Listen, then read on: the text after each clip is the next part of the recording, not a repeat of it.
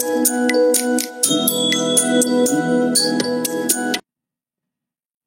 दोस्तों, मैं नवीन कुमार स्वागत करता हूं आपका आपके अपने चैनल अभ्यास मंदिर पे। जैसा कि हम लोग जानते हैं कि बीपीएससी असिस्टेंट प्रोफेसर और लेक्चरर की जो एग्जामिनेशन होने वाली है उसमें टोटल 40 मार्क्स का एग्जाम होगा और इस 40 मार्क्स में इंजीनियरिंग मैथमेटिक्स एक बहुत ही बड़ा रोल प्ले करता है, क्योंकि आउट ऑफ 40 मार्क्स ये 40% वेटेज जो होंगे ये इंजीनियरिंग मैथमेटिक्स से होंगे।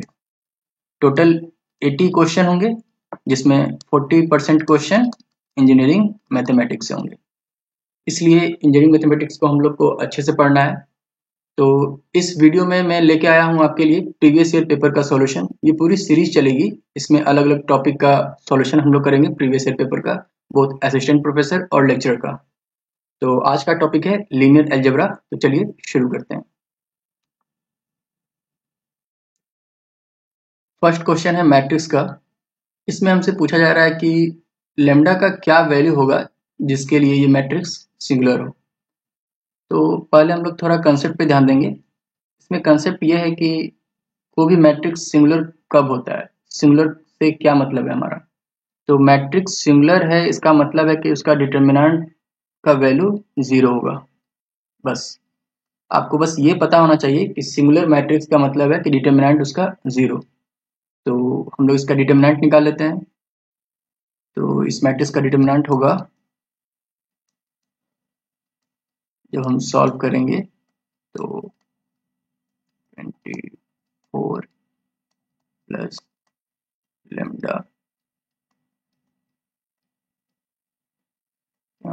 10 माइनस 12 इज इक्वल टू 0। इसको फर्दर सॉल्व करते हैं तो माइनस, ये तो 40 माइनस 40 0 हो जाएगा। तो -3 minus 4 plus lambda plus 2 minus 2 is equal to 0। यहाँ से हम लोग सॉल्व करेंगे 12 minus 2 lambda minus 4 is equal to 0, इसलिए 8 इज इक्वल टू 2 लेम्डा यहाँ से, इसलिए लेम्डा का वैल्यू आ जाएगा हमारे पास 4। तो ऑप्शन जो हमारा करेक्ट ऑप्शन है वो है option 3, lambda is equal to 4। देखिए ये तो प्रोसेस हो गया, हम लोग कैसे डिटर्मिनेंट का वैल्यू निकालते हैं और उसको 0 करके लेम्डा का वैल्यू निकाल ली। लेकिन एग्जामिनेशन में हमें अपना समय भी बचाना होता है, तो हम लोग ये देखेंगे कि इस लेम्डा के साथ क्या किया जाए जो ये पूरा डिटर्मिनेंट 0 हो जाए। तो ये आप देख पा रहे होंगे कॉलम 2 और कॉलम 3। तो ये ध्यान से देखिए कि 5 का ये डबल है 10, 4 का ये डबल है 8। यानी कॉलम 2 के साथ अगर हम ऑपरेशन करते हैं, कॉलम 2 को अगर हम लिख देते हैं 2 इंटू कॉलम 2, तो ये कॉलम 2 और कॉलम 3 जो एग्जैक्ट सेम हो जाएगा, और अगर सेम हो गया तो डिटर्मिनेंट का वैल्यू 0 हो जाएगा। तो जैसे ही जब ये 4 का डबल 8 है तो 3 का डबल क्या होगा 6, यानी कि lambda plus 2 is equal to 6। तो लेम्डा इज इक्वल टू 4। देखिए ये कितनी आसानी से हम लोग कितने कम समय में बना लिए। तो ये एक अप्रोच भी आप लोग ध्यान दे सकते हैं कि डिटर्मिनेंट को हम लोग किस तरह से एडजस्ट करें कि कोई 2 कॉलम या 2 रो सेम हो जाए, क्या ऑपरेशन करें। तो अगर आपका ये क्लिक कर जा रहा है तो आपका काफ़ी समय बच जाएगा, नहीं तो ये मेथड तो हम लोगों को पता ही है कि डिटर्मिनेंट कैसे निकालते हैं और उसका वैल्यू 0 कर देंगे। चलिए नेक्स्ट क्वेश्चन की तरफ देखते हैं।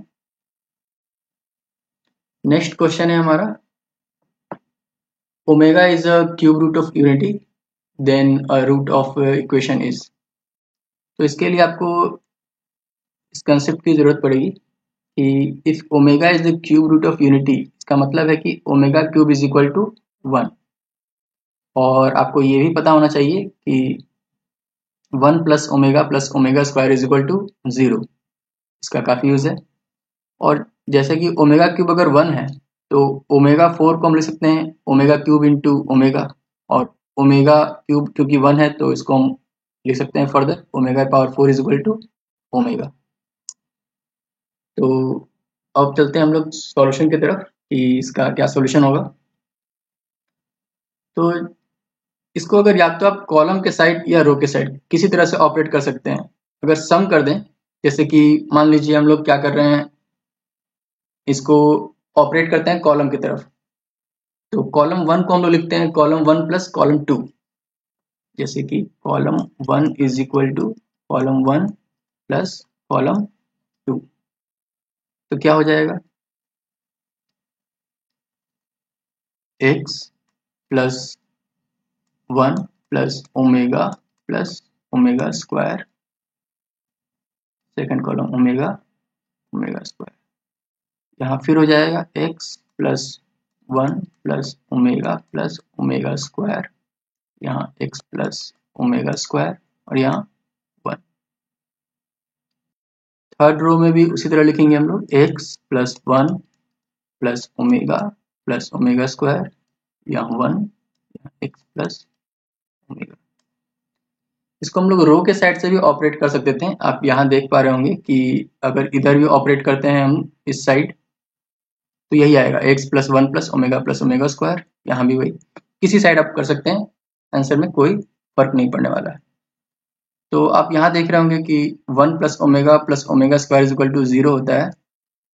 तो इसको हम लोग फर्दर लिख सकते हैं यहाँ पर x omega square, x plus omega square 1 x plus omega. इसको हम लोग सिंप्लीफाई करके लिख लिए। अब हम लोग इसका सॉल्यूशन करेंगे, यानी कि इसको सॉल्व कर देते हैं। तो इसको जब हम लोग एक्सपेंड करेंगे तो हम लोग ऑपरेट कर सकते हैं कि रो वाइज, जैसे कि रो 2 को हम लोग लिख सकते हैं रो 2 माइनस रो 1। सिमिलरली हम लोग रो 3 को लिख सकते हैं रो 3 माइनस रो 1।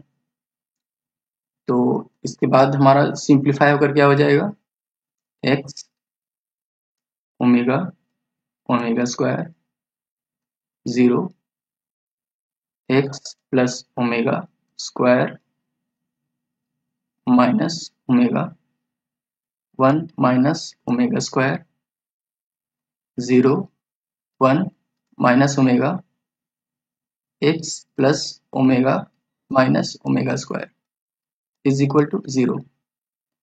जब इसको और फर्दर, अब तो ये इसका 2 रो का ये फर्स्ट जो है वो 0 आ गया है, तो इसको हम लोग एक्सपेंड करना अब काफ़ी आसान हो जाएगा। तो जब इसको आप एक्सपेंड करके खुद से देख सकते हैं, जब इसको एक्सपेंड कीजिएगा तो सारा अंदर वाला टर्म जो है वो कट जाएगा और एक्स क्यूब का वैल्यू 0 आ जाएगा। तो एक्स क्यूब का वैल्यू 0 आ गया, इसका मतलब एक्स का वैल्यू भी 0 आ जाएगा। तो इसका आंसर क्या हो जाएगा, ऑप्शन नंबर 2। इसमें आपको बस ध्यान यही देना था कि ओमेगा क्यूब का वैल्यू 1 होता है और 1 plus omega square is equal to 0। इसी कंसेप्ट की मदद से इस प्रॉब्लम को सॉल्व किया जा सकता है। चलिए नेक्स्ट क्वेश्चन की तरफ देखते हैं। ये क्वेश्चन काफ़ी कॉमन है, इस तरह का आपको प्रॉब्लम काफ़ी मिलेगा। सॉल्यूशन निकालना, इसकी यूनिक सॉल्यूशन है, इनफाइनाइट सॉल्यूशन है या नो सॉल्यूशन होगा। तो इससे रिलेटेड पहले हम लोग एक थ्योरी देख लेंगे जो हम लोग पढ़ते हैं, उसके बाद मैं आपको एक ट्रिक बताऊंगा। ट्रिक क्या, वो भी एक कॉन्सेप्ट ही है, पर आप उसको विजुअलाइज कर सकते हैं। तो चलिए पहले हम लोग थ्योरी देख लेते हैं। देखिए ये कंसेप्ट है कि आप अगर मैट्रिक्स अगर कोई भी ले रहे हैं जिसमें 3 इक्वेशन दिया हुआ है, a1x plus b1y plus c1z is equal to d1। तो इस तरह का 3 इक्वेशन को हम लोग अरेंज कर देंगे मैट्रिक्स के फॉर्म में। ax is equal to b, x निकाल लेंगे a इनवर्स, ये फॉर्मूला होता है a inverse into b। a inverse b क्या हो जाएगा, तो a इनवर्स का फॉर्मूला क्या होता है, आप adjoint of a by determinant of a। ये हो गया आपका a इनवर्स का फॉर्मूला, इसमें b मैट्रिक्स b मल्टीप्लाई कर देंगे। तो देखिए अगर डिटर्मिनेंट का वैल्यू अगर 0 नहीं है, आपको पता है डिनोमिनेटर अगर 0 हो जाएगा तो इनफाइनाइट हो जाएगा।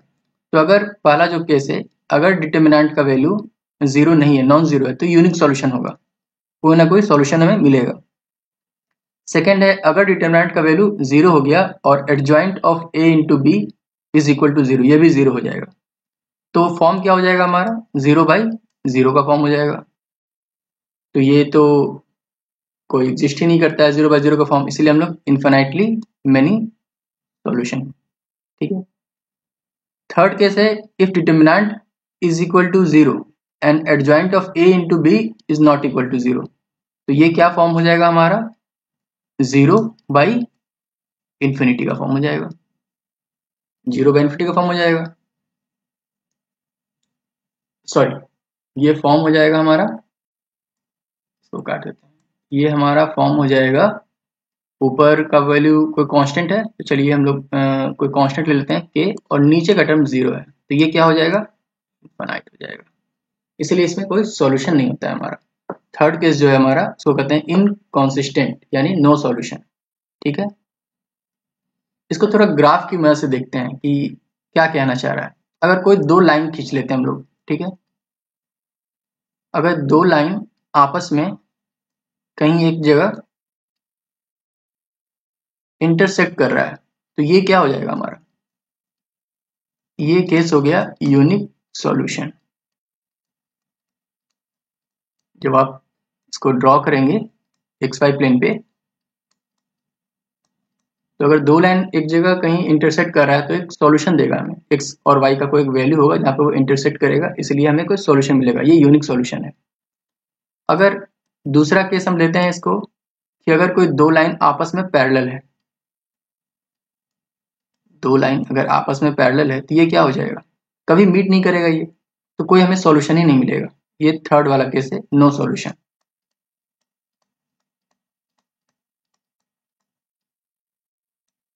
फोर्थ केस क्या है, कि दो लाइन एक दूसरे से, मतलब एक के ऊपर एक है, ठीक है, कोइंसाइड कर रहा है, तो अगर दो लाइन अगर कोइंसाइड कर जाएगा, ये उसी के ठीक ऊपर हो जाएगा,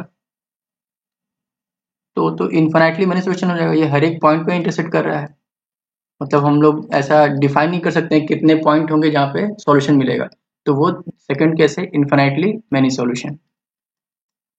ये अगर आप थोड़ा इसको विजुअलाइज कर पाएंगे थोड़ा कोऑर्डिनेट के हेल्प से, तो काफी हेल्पफुल रहेगा आपके लिए।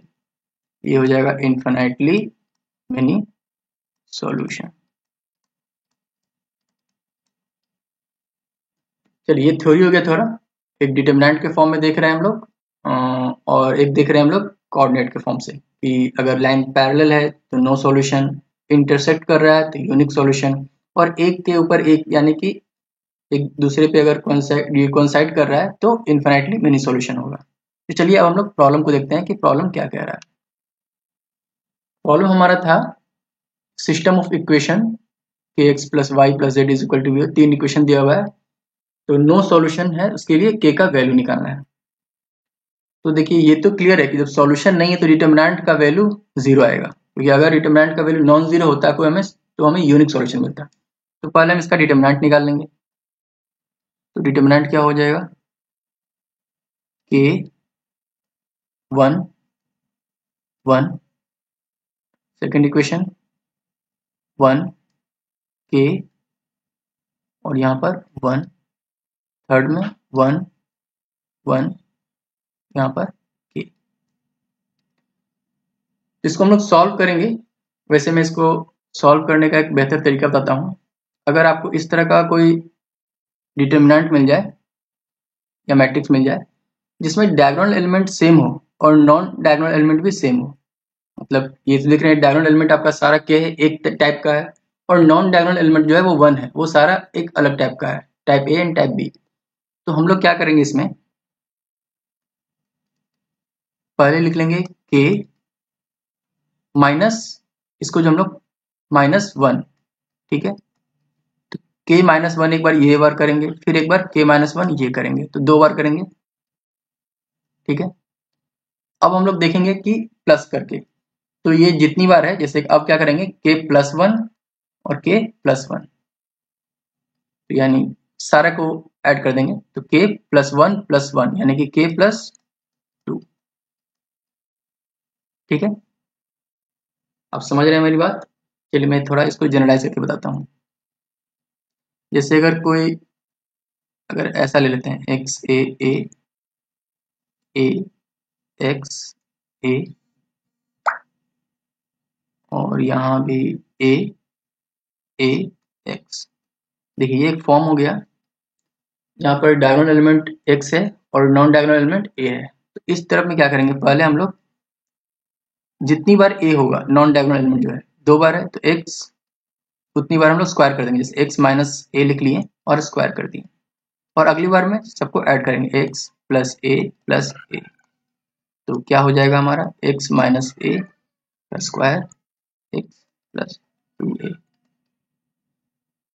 ये अगर 4 इंटू 4 का होगा तो भी एप्लीकेबल है, इसमें कोई, जैसे कि अगर ये इस तरह से होता तो भी कोई प्रॉब्लम नहीं था। आप यहाँ ए एक्स ए एक्स, इसमें भी हम लोग कर सकते हैं। एक्स यहाँ कितनी बार है, 1 2 3, तो हम लोग क्यूब कर देंगे। और यहाँ x plus a plus a plus a is equal to x minus a का क्यूब एक्स प्लस 3a। आपको सॉल्व करने की जरूरत नहीं है, ये इस तरह से आ जाएगा। तो चलिए हम लोग प्रॉब्लम में चलते हैं। तो ये जो हमारा आया था k माइनस 1 का square k plus 2 into multiplication, तो ये 0 होगा। ठीक है, ये आपको मैंने थोड़ा थ्योरी के लिए बता दिया। तो चलिए k minus 1 square into k plus 2 is equal to 0, इसके हमारे पास दो सोल्यूशन हो सकते हैं, या तो k इज इक्वल टू 1 हो या फिर k is equal to minus 2। Option में दोनों है, तो हमें चेक करना पड़ेगा। पहले हम लोग k इज इक्वल टू 1 पे चेक करते हैं। k इज इक्वल टू 1 अगर जैसे ही रखते हैं हम, तो इक्वेशन क्या हो जाएगा, x plus Y plus Z is equal to 1। Second equation हो जाएगा x plus Y plus Z is equal to 1। Third equation क्या हो जाएगा, x plus Y plus Z is equal to 1। तो आप देख पा रहे हैं तीनों इक्वेशन सेम है, यानी मैंने, अब याद कीजिए मैंने आपको भी क्या बताया था लाइन वाले फॉर्म में, ये तीनों लाइन क्या है, आपस में कोइंसाइड कर रहे हैं तीनों लाइन। तो तीनों लाइन कोइंसाइड करने पे क्या होता है, इनफाइनाइटली मेनी सॉल्यूशन। ये मैंने अभी भी बताया आपको, इनफाइनाइटली मेनी सॉल्यूशन होगा अगर तीनों लाइन कोइंसाइड करेगा। लेकिन यहाँ क्या पूछ रहा है हमसे, नो सॉल्यूशन, यानी कि ये वाला आंसर हमारा नहीं होगा। आंसर क्या होगा, k is equal to minus 2। Clear है। पहले हम डिटर्मिनेंट बनाएंगे और देखेंगे, क्योंकि नो सॉल्यूशन यानी डिटर्मिनेंट का वैल्यू 0 होना है। अगर 0 नहीं होता तो वो यूनिक सॉल्यूशन होता है। अब डिटर्मिनेंट का वैल्यू 0 होने पे हमारे पास दो वैल्यू आए, k इज इक्वल टू 1 और k is equal to minus 2। लेकिन k इज इक्वल टू 1 जैसे ही हम पुट करते हैं तो तीनों जो हमारा इक्वेशन है वो सेम आ जा रहा है। सेम इक्वेशन आ रहा है, इसका मतलब है जब हम ड्रॉ करेंगे कोऑर्डिनेट पे तो तीनों लाइन आपस में कोइंसाइड करेगी, यानी कि इनफिनिटली मेनी सॉल्यूशन होगी। और हमें चाहिए नो सॉल्यूशन, इसका मतलब k is equal to minus 2 होगा। उम्मीद है आपको ये समझ आया होगा। चलिए चलते हैं नेक्स्ट क्वेश्चन की तरफ। फोर्थ क्वेश्चन आइगन वैल्यू से है, मैट्रिक्स दिया हुआ है, इसका आइगन वैल्यू बताना है। तो आइगन वैल्यू कैसे निकालते हैं इसके बारे में आप थोड़ा सा कंसेप्ट अगर आपको चाहिए तो ये यहाँ से देख सकते हैं। a minus lambda I is equal to 0 करते हैं, और जो लेमडा आता है वो रूट आता है या फिर आइगन वैल्यू रिसीव करते हैं। तो हम लोग यहाँ पर देख लेते हैं, 1 minus lambda 1 minus 1 1 minus lambda is equal to 0। तो यहाँ पर क्या करेंगे, 1 माइनस लेमडा का square plus 1 is equal to 0। तो 1 माइनस लेमडा का square is equal to minus 1 1 minus lambda is equal to, ये क्या होता है, आई। तो यहाँ पे क्या हो जाएगा, प्लस माइनस। ठीक है, तो लेमडा का वैल्यू क्या हो जाएगा, एक अगर प्लस के लिए लेते हैं तो लेमडा का वैल्यू हो जाएगा 1 माइनस आई, और जब यहाँ माइनस लेते हैं तो लेमडा का वैल्यू क्या हो जाएगा, 1 प्लस आई। तो हमें दो रूट मिलेंगे, lambda is equal to 1, lambda is equal to 1 plus i, और lambda is equal to 1 minus i. कौन सा ऑप्शन है हमारा? Option number 1। चलिए नेक्स्ट क्वेश्चन देखते हैं। ये पूछ रहा है हमसे कि eigen values of a Hermitian matrix are. तो पहले आपको ये जानना होगा कि हर्मिशियन मैट्रिक्स क्या होता है। तो उसके रिलेटेड ये थ्योरी है थोड़ी सी, आप यहाँ देखिए। वैसा मैट्रिक्स अगर हम किसी को ए आई जे एन इंटू एन के फॉर्म में है, उसको हर्मिशियन तब कहेंगे जब उसका कंजुगेट का ट्रांसपोज हम लोग निकाल लें। अगर उसका कंजुगेट निकाल कर ट्रांसपोज निकाल लें, जैसे एग्जाम्पल दिया हुआ है आपका, आपको समझने के लिए। जैसे ये है, यहाँ लिख दे रहा हूँ 2 plus 3i 2 minus 3i 3। Conjugate में क्या करते हैं हम लोग कि प्लस को माइनस, प्लस जो इमेजिनरी पार्ट है अगर वो प्लस में तो उसको माइनस कर देते हैं, और अगर इमेजिनरी पार्ट अगर नेगेटिव में तो उसको प्लस कर देते हैं। तो इसका अगर हम कंजुगेट लिख देते हैं, जैसे मान लीजिए अगर ये ए है तो ए कंजुगेट क्या होगा? 2 माइनस 3i 2 प्लस 3i यहाँ 3। अब हम लोग इसका ट्रांसपोज करेंगे। ये जो हम लोग निकालें इसका हम लोग अब ट्रांसपोज करेंगे। ट्रांसपोज करेंगे इसका मतलब होता है कि जो रोज है वो कॉलम हो जाएगा और जो कॉलम है वो रोज हो जाएगा। तो चलिए अगर ये 2 और 2 माइनस 3 इसको हम लोग अब कॉलम बना लेते हैं। 2 माइनस 3i, और अब ये वाले को भी कॉलम बनाते हैं 2 प्लस 3i 3। देखिए ये सेम आ गया जो हमारा पहला मैट्रिक्स था। तो अगर ऐसा मैट्रिक्स जिसका कंजुगेट का ट्रांसपोज सेम वही मैट्रिक्स आ जाए, उसको हर्मिशियन मैट्रिक्स कहते हैं। ठीक है, यानी कि A is equal to A theta, इसको इस तरह से डिनोट करते हैं, ये हर्मिशियन है। और अगर A is equal to minus a theta आ जाए तो ये क्या होता है? स्क्यू हर्मिशियन कहते हैं इसको। ठीक है, तो ये आप एक थ्योरी याद रखिए कि जो भी आइगन वैल्यूज होता है, सिमेट्रिक या फिर हर्मिशियन, दोनों याद रखिए। सिमेट्रिक मैट्रिक्स हो या हर्मिशियन मैट्रिक्स हो, वो ऑलवेज रियल होगा, ऑलवेज रियल होगा, इसमें कोई डाउट नहीं है। ठीक है, यहाँ भी देख रहे हैं। और अगर वो स्क्यू सिमेट्रिक या स्क्यू हर्मिशियन होगा तो या तो वो जीरो हो सकता है या फिर प्योरली इमेजिनरी नंबर हो सकता है। तो यहाँ हमारा प्रॉब्लम क्या है, क्वेश्चन क्या पूछ रहा है हमसे? Eigen values of Hermitian matrix की। तो हमने पढ़ा है ऑलवेज रियल। ठीक है, तो ये आप थ्योरी ध्यान रखिएगा। चलिए नेक्स्ट क्वेश्चन देखते हैं। नेक्स्ट क्वेश्चन है मैट्रिक्स से। तो इसके लिए अभी मैंने आपको ट्रांसपोज बताया कि ट्रांसपोज क्या होता है। जो अगर मैट्रिक्स अगर n इंटू एम ऑर्डर का है तो उसको m इंटू एन कर देते हैं, यानी कि जो रोज है वो कॉलम हो जाएगा, changing its rows into columns and its column into rows. ठीक है, इसका अभी हम लोग यूज देखेंगे। और एक चीज और कंसेप्ट इसमें क्या है कि किसी भी मैट्रिक्स का मल्टीप्लिकेशन के लिए क्या चाहिए हमें? अगर वो m इंटू एन ऑर्डर का है तो उसको मल्टीप्लाई करेंगे n इंटू पी ऑर्डर का, यानी जो ये है फर्स्ट मैट्रिक्स का कॉलम और सेकंड मैट्रिक्स का रो, ये सेम ऑर्डर का होना चाहिए n n। और जो प्रोडक्ट होगा हमारा वो ये फर्स्ट का रोज और सेकंड का कॉलम के मल्टीप्लिकेशन के बराबर होगा, यानी कि m इंटू पी। अगर दो मैट्रिक्स है m इंटू एन ऑर्डर का और n इंटू पी ऑर्डर का, तभी मल्टीप्लिकेशन पॉसिबल है। यहाँ n और n सेम है, यानी कि पहला का कॉलम और दूसरे का रोज इक्वल होगा, तभी मल्टीप्लिकेशन पॉसिबल है। और जो प्रोडक्ट आएगा वो m इंटू पी ऑर्डर का होगा। थर्ड कंसेप्ट इज किसी भी मैट्रिक्स का हम लोग इनवर्स तभी निकाल पाएंगे जबकि वो स्क्वायर मैट्रिक्स हो, यानी 2 इंटू 2 3 इंटू 3। जब वो स्क्वायर मैट्रिक्स होगा तभी हम उसका इनवर्स निकाल पाएंगे, नहीं तो उसका इनवर्स नहीं निकल सकता। क्यों? क्योंकि हमने अभी देखा था कि किसी भी मैट्रिक्स का अगर हम इनवर्स निकालते हैं तो क्या आता है? Adjoint of A by determinant of A. ठीक है, और डिटर्मिनेंट हमेशा स्क्वायर मैट्रिक्स का ही पॉसिबल है। तो जब यही पॉसिबल नहीं है तो इनवर्स पॉसिबल नहीं होगा, इसलिए किसी भी मैट्रिक्स का इनवर्स पॉसिबल नहीं है जब वो स्क्वायर मैट्रिक्स नहीं होगा तो। ठीक है, तो चलिए अब हम लोग प्रॉब्लम की ओर देखते हैं।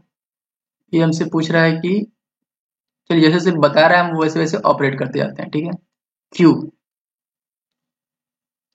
P का ट्रांसपोज, ठीक है, P का ऑर्डर क्या है 3 × 2, तो अगर 3 × 2 का ऑर्डर है और इसको कर रहे हैं हम लोग R कर रहे हैं, तो R क्या है, सॉरी P का ट्रांसपोज है ना, तो ऐसे नहीं करेंगे। देखिए Q का ऑर्डर है हमारे पास 3 × 4, ठीक है, P का ऑर्डर है हमारे पास 3 × 2, ठीक है, तो P का हम ट्रांसपोज का ऑर्डर क्या हो जाएगा 2 × 3, R का क्या है 3 × 4, तो देखिए ये P का ट्रांसपोज और R का मल्टीप्लिकेशन पॉसिबल है, क्यों, क्योंकि एक है 2 × 3 और दूसरा क्या है 3 × 4, तो ये दोनों सेम है, तो जो रिजल्ट आएगा वो कितना ऑर्डर का हो जाएगा 2 × 4 ऑर्डर का हो जाएगा। तो अब इसको हम लोग इन्वर्स कर देंगे, ठीक है, तो जैसे ही ये बोल रहा है इसका इन्वर्स, यानी कि P ट्रांसपोज R का इन्वर्स पूछ रहा है हमसे, तो अभी मैंने आपको बताया कि इन्वर्स तभी पॉसिबल है जबकि वो स्क्वायर मैट्रिक्स है। यहाँ ऑर्डर क्या है 2 × 4, या तो ये 2 × 2 होता या 4 × 4 होता, तब हम इसका इन्वर्स कर सकते थे, लेकिन इस केस में इसका इन्वर्स पॉसिबल नहीं है, इसीलिए ये अनडिफाइंड मैट्रिक्स हो जाएगा। समझ रहे हैं, मैंने आपको बताया कि मैट्रिक्स का इन्वर्स तभी पॉसिबल है जब वो स्क्वायर मैट्रिक्स होगा, और जब हम ये ऑपरेट करके देख रहे हैं P का ट्रांसपोज इंटू R का मल्टीप्लिकेशन करके उसका इन्वर्स करने का, तो ये आ रहा है ऑर्डर 2 × 4, तो इसका इन्वर्स हम लोग नहीं कर सकते। उम्मीद है आपको समझ आया होगा। नेक्स्ट क्वेश्चन की तरफ चलते हैं। क्वेश्चन नंबर 7, सिमेट्रिक्स और एंटी सिमेट्रिक मैट्रिक्स के बारे में थोड़ा जान लेते हैं कि कोई भी मैट्रिक्स सिमेट्रिक कब है, जब उसका ट्रांसपोज ए का ट्रांसपोज ए हो, और एंटी सिमेट्रिक कब है, जब ए का ट्रांसपोज माइनस ए हो।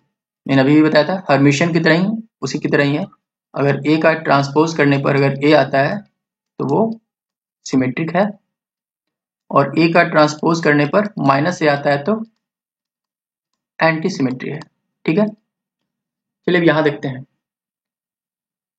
क्या ये Q is equal to P plus P का ट्रांसपोज, ठीक है, R is equal to P minus P का ट्रांसपोज। तो पूछ रहा है हमसे ये Q और R क्या है, एंटी सिमेट्रिक है, एक सिमेट्रिक है या एंटी सिमेट्रिक है। चलिए देखते हैं। तो सिमेट्रिक के लिए क्या चाहिए हमें, तो हम लोग चेक कर लेते हैं, Q का ट्रांसपोज निकालते हैं, क्या हो जाएगा P का ट्रांसपोज प्लस P। अगर किसी ट्रांसपोज का ट्रांसपोज निकालेंगे तो वो मैट्रिक्स खुल जाएगा, ठीक है, तो ये आ गया। तो देख रहे हैं तो सेम हो गया, Q is equal to Q, यानी Q हमारा क्या है सिमेट्रिक है, ठीक है। तो हम लोग R का देखते हैं, R का ट्रांसपोज जैसे ही निकालेंगे तो क्या हो जाएगा P का transpose minus P is equal to minus P, ये क्या हो गया माइनस R, तो ये क्या हो गया एंटी सिमेट्रिक, ठीक है।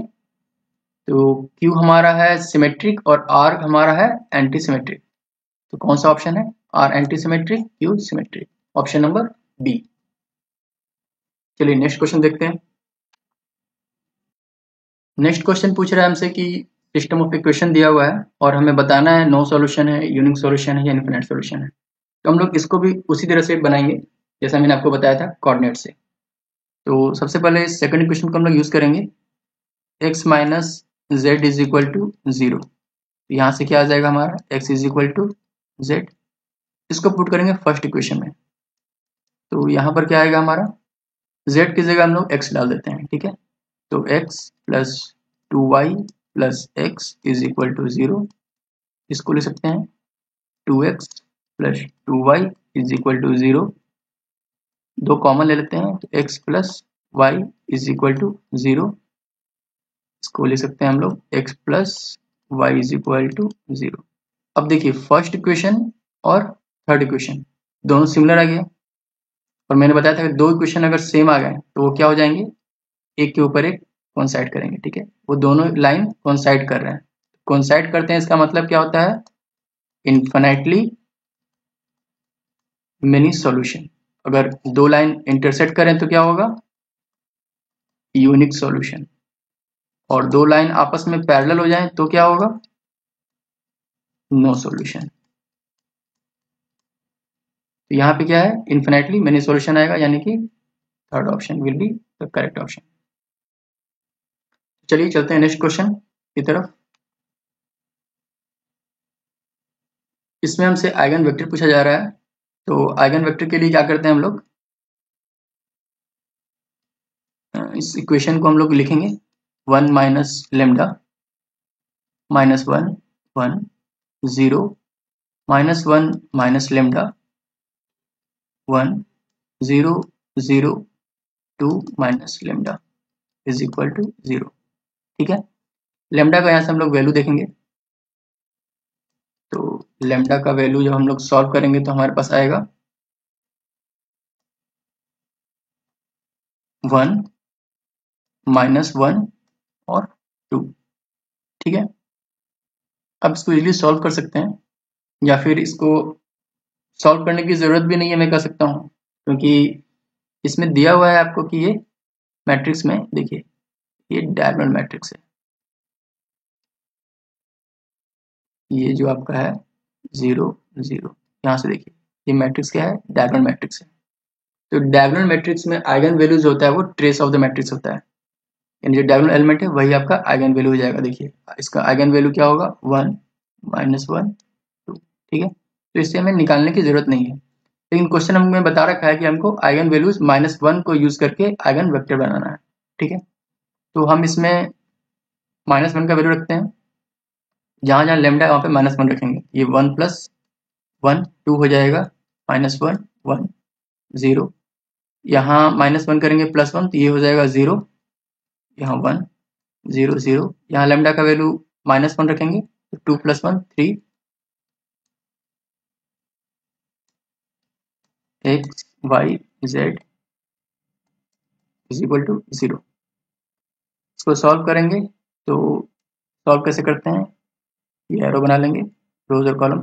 2 इंटू एक्स -1 इंटू वाई यानी -y plus z is equal to 0। ठीक है, यहाँ पे करेंगे तो x into 0 y into 0 plus z यानी कि z इज इक्वल टू 0। ठीक है, थर्ड में क्या आएगा, 0 into X plus 0 into Y plus 3 into Z यानी कि 3z इज इक्वल टू 0, यानी यहाँ से भी आ गया हमारा z इज इक्वल टू 0। तो z इज इक्वल टू 0 रखेंगे तो क्या हो जाएगा, 2x is equal to Y. इसको फर्दर सोल्व करेंगे तो क्या हो जाएगा, x बाई 1 y बाई 2। तो हमारा जो आइगन वेक्टर आएगा वो क्या आ जाएगा, x का वैल्यू 1 y का वैल्यू 2 और z का वैल्यू यहाँ से हम लोग निकाल चुके हैं 0 1 2 0। देखिए किस ऑप्शन में है, ऑप्शन नंबर 4। तो ये हमारा करेक्ट ऑप्शन है। तो उम्मीद है आपको ये वीडियो पसंद आया होगा, कुछ नया सीखने को लिए मिला होगा, या नए तरीके से हम लोग कुछ प्रॉब्लम को सॉल्यूशन देखें। तो मिलते हैं नेक्स्ट वीडियो में किसी नए टॉपिक के साथ। अगर इस वीडियो से रिलेटेड कोई भी डाउट हो, कोई भी प्रॉब्लम हो, क्वेरी हो, तो आप हमें कमेंट बॉक्स में ज़रूर लिखें।